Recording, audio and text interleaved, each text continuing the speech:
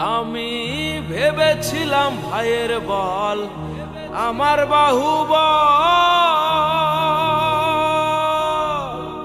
বিপদে আপদে ভাই সহায় সম্বল। হায়রে ভেবেছিলাম ভাইয়ের বল আমার বাহুবল,